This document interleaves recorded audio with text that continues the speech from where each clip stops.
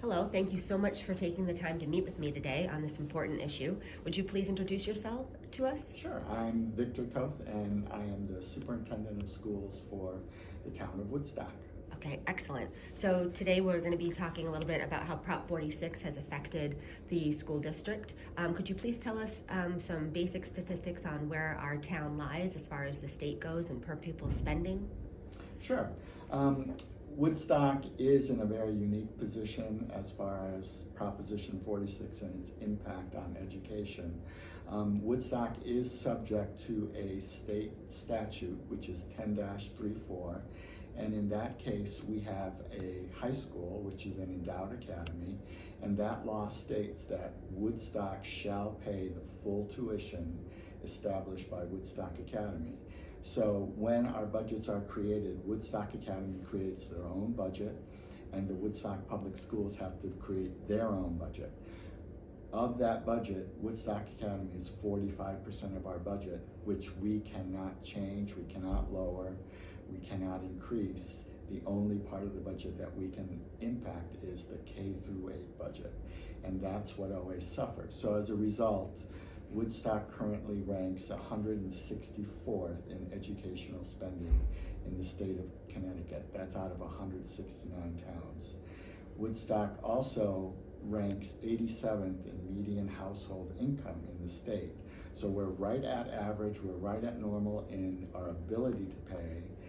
We are ranked at 143rd in our equalized mill rate, so that's what we're willing to pay.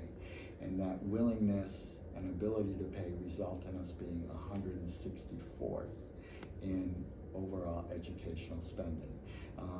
And that really puts a bind on us. We've lost about 14 staff members in the last 10 years. Those are certified teachers. We've lost another 13 paraprofessionals, which would work in the classroom with the students, especially the younger students. And right now we are noticing a significant decline in our math scores. And one of the reasons is we no longer have a math coordinator that coordinates the curriculum across the district, K-8. And so all these factors combined create a perfect storm where we're really struggling from one year to the next. And especially during this inflationary period with 9% inflation, our budget last year only went up 1.8%.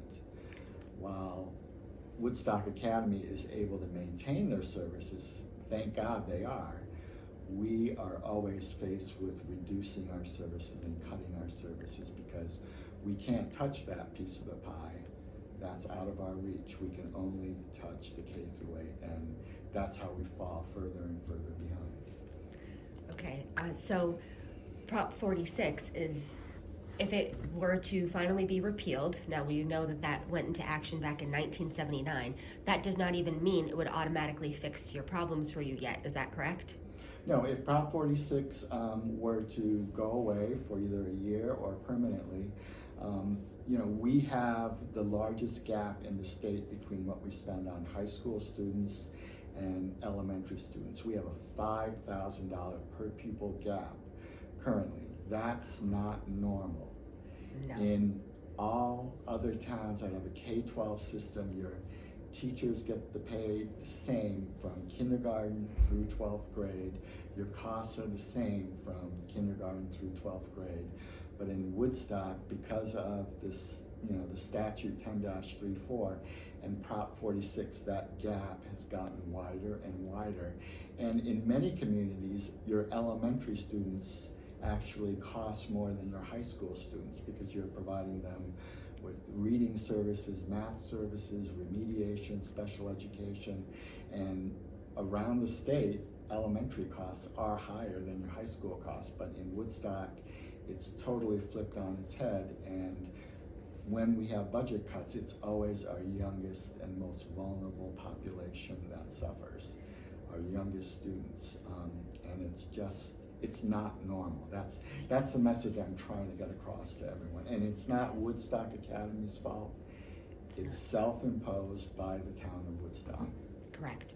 And also, isn't it true that the majority of the brain development for the children happens between birth and age 8? So for them to miss out on any great opportunities for education at such a young age is really doing the children in the town a disservice to a large extent. Is that correct? Oh, definitely. When you get into elementary school up through 3rd grade, that is the most critical window for learning how to read. And we saw that impacted by the pandemic. You know, those kids that missed out on being in school during those early formative years, they're the ones that have fallen the furthest behind. So yeah, we really need to funnel a lot of money into those early grades. And right now we're not able to, because we're just trying to make ends meet and try to keep the buildings open and running as efficiently as possible. And we are efficient with our dollars in Woodstock. When you're 164th and you need to keep your buildings open, keep your teachers employed, keep everything moving, it's hard. But we do it, and I think that's somewhat to our detriment sometimes, because people see, you know, they come that it's out, still continuing on, even though they don't Exactly. focus on the fact that there's been so much that's been taken away from this. Right. But we do see the end result in the fact that our test scores, especially in math, are dropping significantly from year to year, and we need to put more energy, more directors and teaching and professional development into our elementary schools. Yeah. We can do better for our kids, Yes, and the we state can. knows it, so hopefully we all decide to do that. Thank you so much for your time. All right, you're welcome. Thank you.